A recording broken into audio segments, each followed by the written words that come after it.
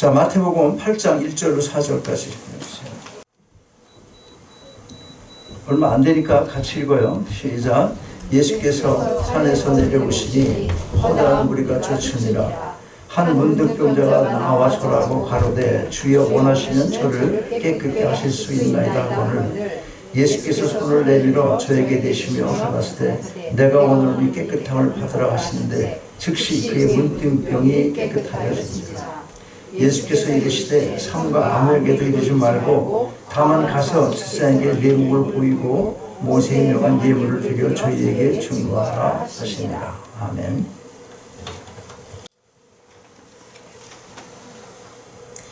예수께서 산상수훈을 말씀하시고 산에서 내려오시자마자 한 문둥병자를 만났습니다. 그 당시에 이 병은 지금도 그렇지만 이 불치성이 있었어요. 낫지 않는 병이란 말이죠. 그래서 사람들이 혐오를 합니다. 사회인들은 물론이고 혐오하게 되고 낫지 않은 병이 그러니까 사회인들은 물론이고 가족 간에도 격리되어야 했던 그런 병입니다. 그래서 이 병은 전통적으로 하나님으로부터 저주받은 더러운 병으로 취급되고 있었습니다. 그런데 오늘 본문을 보면 이런 더러운 사람의 깨끗함을 받습니다. 이 시간 이 환자가 깨끗함을 받게 되는 과정을 살펴보면서 우리에게 필요한 교훈을 얻고자 합니다. 자, 우리가 받아야 할 교훈은 무엇이겠습니까? 먼저는 이 환자는 자기가 구하는 것이 주님이 원하시는 것인지에 먼저 관심을 가졌다는 것입니다. 본문 속에서의 문둥병 환자는 예수님께 나와 절하고 주여 원하시면 깨끗게 하실 수 있나이다 라고 했습니다. 이 환자는 이미 예수님의 이적을 보아서 주님의 능력을 알고 있었을 것입니다. 그래서 주님이 원하시기만 하면 자신이 앓고 있는 병 정도는 깨끗게 하실 수 있다고 확신을 한 것입니다. 즉 주님의 능력을 전적으로 신뢰하기 때문에 주님께서 원하시기만 한다면 나을 수 있다는 믿음인 것입니다. 비록 더러운 병을 가진 사람이지만 마음은 순수하고 깨끗한 사람이었습니다. 그래서 자신이 원하는 것이 주님께서도 원하시는지가 그에게 있어서 가장 중요한 관심사였고 또 중요한 질문이었던 것입니다. 우리에게 있어서도 마찬가지입니다. 주님의 능력은 의심할 여지가 없습니다. 단지 우리의 구하는 것이 주님께서 원하시는 것인가 그것이 중요한 것입니다. 여러분 예수님의 관심이 무엇이었습니까? 아버지의 뜻이 무엇인가 하는 것이었어요. 아버지의 뜻이 무엇인가? 그래서 아버지께서 원하시는 것을 하려고 노력을 하신 것입니다. 십자가에 달리시기 전에 겟세마네 동산에서 주께서 하신 기도가 어떤 것입니까? 마태복음 26장 39절 말씀이죠. 내 아버지여 만일 할만하시거든 이 잔을 내게서 지나가게 하옵소서. 그러나 나의 원대로 마옵시고 아버지의 원대로 하옵소서. 예수님은 이 엄청난 고난 속에서도 하나님의 뜻을 찾으신 것입니다. 하나님께서 원하시는 것을 찾는 노력, 이것이 주님의 생애였습니다. 여러분 우리가 주님의 뜻을 구해야 합니다. 예수님께서 산에 올라가셔서 변화하셨을 적에 베드로가 예수님께 멋진 제안을 했어요.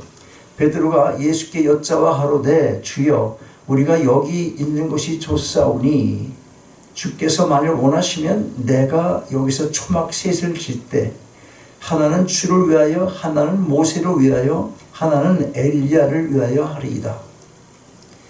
베드로는 분명히 예수님께 주께서 만일 원하시면 이라고 했습니다. 그런데 우리가 볼 때는 신앙심이 깊어 보이기까지 하는 이 베드로의 제안에 대해서 예수님은 아무런 대꾸를 하지 않으셨어요. 사람이 무슨 말을 하면 대꾸라도 해야 하지 않겠습니까? 물으면 대답이라도 해야 될 텐데 그런데 예수님은 아무 대꾸를 하지 않으신 것입니다. 무슨 이유입니까? 무슨 이유? 이건 예수님에게만 해당되는 게 아니에요. 말 같은 말을 하고 말 같은 질문을 해야 대꾸할 가치가 있는 거 아니겠어요? 그 말에 대한 대꾸보다 나갈 게 뭐야? 입에서 나갈 게 무슨 소리 나올 것 같아? 그러니까 안 하는 게 훨씬 좋은 거지. 저건 뭐 인간이 대꾸도 안 해. 그렇게 생각할 게 아니라 저 입에서 나오는 소리 안 들은 걸 복으로 알아야 되는 거야. 말 같지도 않은 말을 해가지고. 우리가 생활하면서 특히 신앙생활하면서 말 같지 않은 걸 변명하려고 그러는 거예요.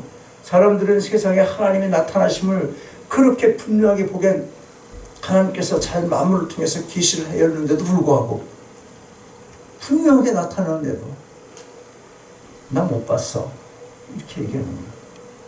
나 오늘 할 일이 많은데 나 몸이 안 좋은데 핑계대는 거예요. 자연 만물을 주신 하나님의 이유 하나가 뭔지 아세요? 핑계할 수 없도록 하기 위한 것입니다. 분명히 자연 만물에 하나님의 있으심을 나타내고 있는 게 있는데 분명히 성경에 나오잖아. 분명히 오늘 잠깐 또 얘기하겠지만 오늘부터 그런 성경 공부를 해야 되잖아. 근데 보고도 내가 가면 손해볼 것 같으니까 안 가는 거야. 그쪽으로. 내가 지금 할 게 많거든. 이런 게 있어. 하나님에게는 우선권이 밀려나는 것이지. 그래서 하나님께서는 핑계할 수 없다 그러는 거야. 세상에 믿지 않는 사람들 핑계댈 수 없도록 하기 위해서 자연 만물을 이 땅에 창조해 놓으신 거예요. 분명히 하나님을 가리키고 있는 게 있는데 가지 않아. 그 길을. 언제 복음을 들었어야 내가 하나님 믿죠? 이 말을 못하게 하려고 자연 계시를 주셨다. 그 말인 것입니다. 자, 아무런 대꾸를 하지 않으셨어요. 그건 네 생각이지 이런 소리 하실 수밖에 없는 입장이었던 거예요. 무슨 이유냐? 베드로가 자기 나름으로는 멋진 제안을 한다고 했지만 예수님이 들으실 때는 말 같지도 않은 제안을 하고 있는 것이었어요. 그러니까 무슨 대꾸가 필요합니까? 만일 원하시면 이라고 했지만 원하시기는커녕 대답도 않으신 것을 보면 오히려 속으로 한심하게 생각을 하셨던 것입니다. 그렇다면 우리는 어떻습니까? 우리에게는 그런 이유가 없어요? 우리에게 없습니까? 우리도 마찬가지입니다. 나 나름대로는 멋지다고 생각하고 교회 일을 하지만 또 하나님을 위한다고 하지만 어떤 때는 주님께서는 전혀 원하시지 않는 일일 수도 있을 것입니다. 바울에게도 그런 이유가 있었습니다. 바울이 두 번째 전도 여행을 막 시작했을 때였어요. 모르긴 해도 무작정 떠나려고 한 것은 아니었을 것입니다. 다 미리 준비도 하고 어디로 어떻게 가야 되겠구나 하는 길도 정했을 것이고 필요한 준비를 다 했을 거예요. 그런데 무시아에서 비두니아로 가려고 했지만 예수의 영이 허락하지 않았습니다. 바울과 그 일행은 예수님이 동쪽으로 가는 것을 원하지 않으셨기 때문에 계획을 바꾸어서 서쪽으로 갔습니다. 드로아 쪽으로 가서 마게도냐로 간 것입니다. 여러분, 우리도 마찬가지입니다. 아무리 우리가 머리를 써서 멋진 계획을 세웠어도 예수님께서 원하지 않는 일일 수가 있을 수 있다는 것입니다. 그러면 우리가 항상 관심을 가져야 할 질문은 바로 예수님이 원하시는 것일까라는 질문인 것입니다. 어떤 계획이 있어도 그게 하나님 뜻이 아닌 것 같다라는 확신이 온다면 내 욕심으로 나오는 육적인 비전과 욕망과 내 즐거움으로 인한 어떤 것, 내가 소원하고 성취하려고 하는 성취감을 죽이고 오늘 바울처럼 가야 되는 거야. 다 준비했다가 돌아서 갔어. 그렇습니다. 우리가 항상 관심을 가질 질문은 바로 예수님이 원하시는가? 바로 그겁니다. 야고보서에 보면 이런 말이 있어요. 주의 뜻이면 우리가 살기도 하고 이것저것 하리라 할 것이거늘. 주의 뜻이면 뭐든지 다 한다는 거예요. 살기도 하고 이것저것 하리라 할 것이거늘. 그러다 보면 죽으라 하면 어떤 일이 생겨? 죽어야 되는 거지. 믿음이 뭡니까? 믿음은 순종인 것입니다. 믿음 있다고 아무리 떠들어대도 순종 없으면 주일날 선행하고 있는 생각이 다른 게 있다면 그건 믿음 아니라니까? 순종이 아니잖아.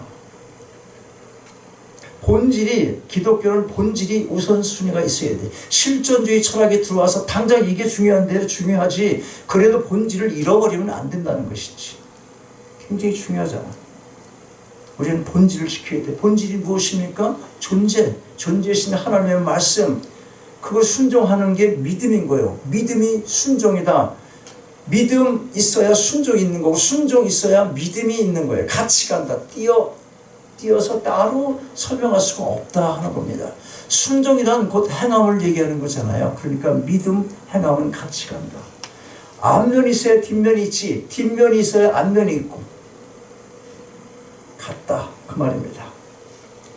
주님이 원하시면, 주님의 뜻이면 이것도 하고 저것도 하고 살기도 하고 죽기도 해야 하는 것입니다. 이것이 우리의 신앙이 되어야 합니다. 우리가 살아가는 이 시대에 있어서는 더욱 이런 신앙이 필요합니다. 실제로 보면 주님의 뜻대로 하겠다고 말은 해놓고 자기 뜻, 자기 원대로 하려고 할 때가 적지 않습니다. 여기에 인간의 어리석음과 비극이 있는 겁니다. 하나님의 원대로 하지 않기 때문에 이루어지지 않아요. 그리고 이루어지지 않았다고 섭섭해하고 원망하는 것입니다. 여러분, 우리의 기도는 하나님의 뜻을 발견하는 것입니다. 이미 내 뜻대로 결정한 것을 하나님께 보고하고 이것 이루게 해달라고 하나님을 설득하는 것이 아니고, 기도하는 건 하나님의 뜻이, 내게 주시는 하나님의 뜻이 무엇인지를 분별하기 위한 그러한 시간을 하나님과 독대해서 갖는 그런 시간인 거예요. 우리는 주님의 능력보다 주님의 뜻이 더 중요하다는 사실을 기억해야 하는 것입니다. 주님의 크신 능력보다 주님께서 갖고 계신 지금의 뜻, 이걸 먼저 알아야 된다는 거예요. 주님의 능력을 구하기 전에 하나님의 뜻을 먼저 알아야 된다, 그 말인 것입니다. 그러므로 우리의 관심은 주님의 뜻에 있어야 하는 것입니다. 주님이 원하시는 가가 가장 큰 관심이 되어야 합니다. 오늘 본문에 나타난 문둥병자는 자신의 더러운 병을 깨끗하게 고침받고 싶은 열망이 가득했지만 먼저 주님의 뜻에 관심을 돌리고 있는 것입니다. 주여 원하시면 저를 깨끗게 하실 수 있나이다. 무엇을 하든지 주님을 먼저 생각하시고 주님의 뜻을 먼저 구하는 여러분 모두가 되시기를 바랍니다. 둘째로, 주님은 자신의 뜻을 말이 아니라 먼저 행동으로 보이셨습니다. 주님은 손을 내밀어 저에게 대시며 가라사대 내가 원하노니 깨끗함을 받으라, 이렇게 말씀하세요. 손을 대신 것이 먼저입니까? 내가 원한다는 대답이 먼저입니까? 오늘 보니까 그래 내가 원해 그렇게 하셨습니까? 손을 먼저 댔습니까? 시작. 손을 먼저 댔잖아요. 손을 먼저. 예수님은 말보다 행동을 먼저 하신 것입니다. 우리 어떻습니까? 우리는 행동보다 항상 말이 앞서요. 말이. 그러나 주님은 말보다 행동을 먼저 하셨습니다. 행동하시면 되는 거예요. 남에게 뭐 이것 좀 하지 그래? 믿는다면서 이것 좀 하지 그래? 그렇게 말하기 전에 내가 하라, 먼저 하라, 그 말이야. 예수께서 한밤에 갈릴리 바다 위를 걸어오셨어요. 베드로는 예수님을 보고 만일 주님이시거든 나를 물 위에 걸어가게 해달라고 했습니다. 예수께서 오라고 하셨고 베드로는 자신 있게 물에 뛰어들었지만 물을 보고는 무서워서 빠졌습니다. 베드로가 예수께 도움을 청하는 거예요. 빠졌으니까. 그런데 그때 예수께서 베드로에게 손을 내미시고 건졌습니다. 그리고 건지신 다음에 야단을 쳐요. 뭐라고 그랬어요? 믿음이 적은 자야 왜 의심하느냐? 호적거리는데 이 믿음이 적은 자야 왜 의심하냐? 그게 아니고 먼저 어떻게 했어? 먼저 구했다는 거예요. 먼저 구했어. 예수님을 먼저 건져주시고 야단을 치는 겁니다. 우리는 어떻습니까? 야단부터 칠 때가 많이 있어요. 야단부터 칠 때가. 만일 예수님께서 베드로를 먼저 야단 치는데 많은 시간을 소비했다면 베드로가 어떻게 되었겠습니까? 지금 빠져 죽으려고 하는데 계속 야단만 치고 있는 거야. 이 믿음 적은 인간을 하면서. 빠져 죽었을 것이에요. 또 주님께서는 실천하지 않으시면서 말만 앞세운 적이 없어요. 친구를 위하여 목숨을 버리면 이보다 큰 사랑이 없다, 그렇게 말씀하셨잖아. 그러면서 어떻게 했어? 십자가에서 우리 위해서 자기 목숨을 바치신 것입니다. 원수를 사랑하고 위하여 기도하라, 그렇게 말씀하시고 어떻게 했어요? 십자가상에서 누구 보고? 자기를 십자가에 달은 저들을 사하여 달라고. 저들의 죄를 사하여 달라고. 저들은 자신들이 하는 일을 알지 못하니 저들을 용서해 달라고 그렇게 기도를 하신 것입니다. 여러분, 우리는 왜 입만 살아서 말만 잘하는지 아십니까? 왜 그렇습니까? 복음적인 게 아니라 율법적인 사고를 하고 살기 때문에 그런 거예요. 그런데 그 율법도 내 기준으로 맞춰 있기 때문에 그렇단 말이죠. 율법을 초월하고 율법의 완성인 사랑을 가져 비로소 말보다 행동이 앞서게 되는 것입니다. 율법주의자들 어떻습니까? 바리새인들과 사두개인들, 이 사람들은 얼마나 아는 것이 많았어요. 항상 행동보다 말이 앞섰습니다. 율법적으로 사는 사람은 항상 행동은 죽고 말만 살아 있습니다.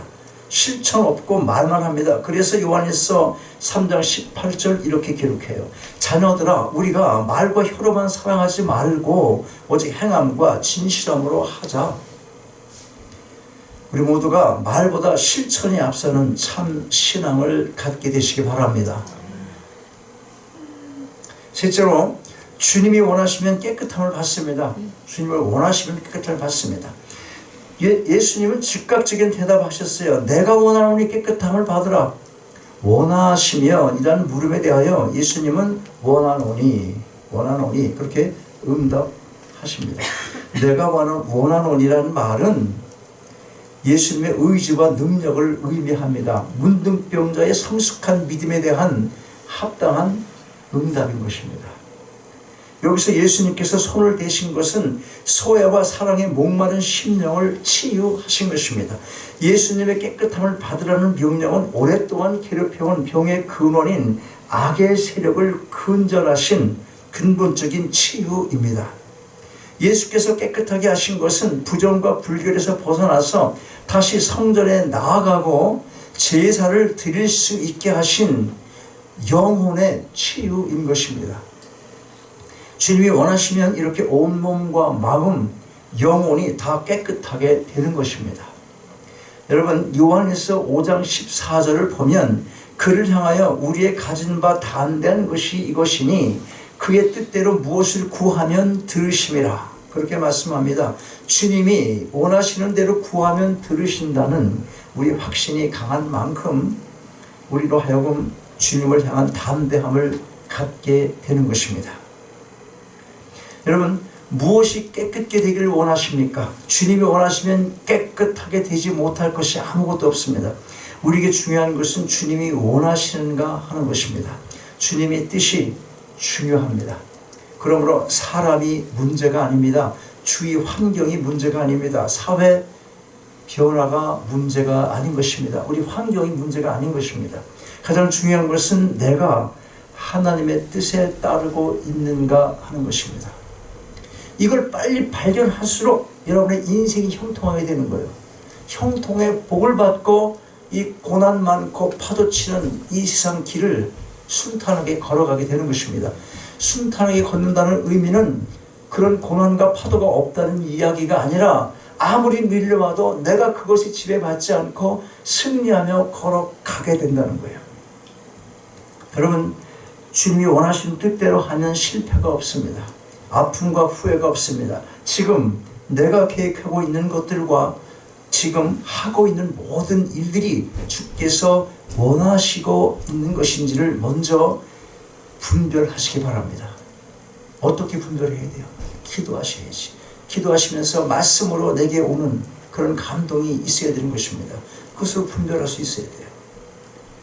말씀, 또 성령께서 내게 주시는 양심을 통해서 자연 계시만이 아니라 일반 은총적인 게 있다고 그랬잖아요. 일반 계시 같은 그런 차원에서 내 마음의 양심이 흔들려 편안하지 않아. 그러면 하나님께 주시는 어떤 뜻을 깨달아 알아야 되는 것이고, 깨달아 알기 전에 반드시 분명한 것은 분별력을 가져야 한다는 거예요. 옳은 분별력. 그리고 그분의 뜻에 나의 모든 것을 복종함으로 하나님께서 나의 삶의 주인 되심을 매일의 삶 속에서 고백하는 여러분 모두가 다 되시기를 주님의 이름으로 축원합니다. 아버지 하나님, 주신 말씀 감사함으로 받습니다. 주님의 뜻대로 살 것을 다짐은 하지만 아직도 자신이 중심이 되어 살아가고 있음을 이 시간 고백합니다. 세상 것으로 향하는 마음을 인도하셔서 주께서 원하시는 길로 돌아서게 하시고 날마다 주의 뜻을 구하게 하옵소서.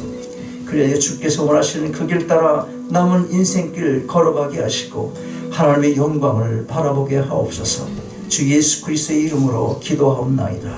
아멘. 일어나셔서 함께 찬양하시겠습니다.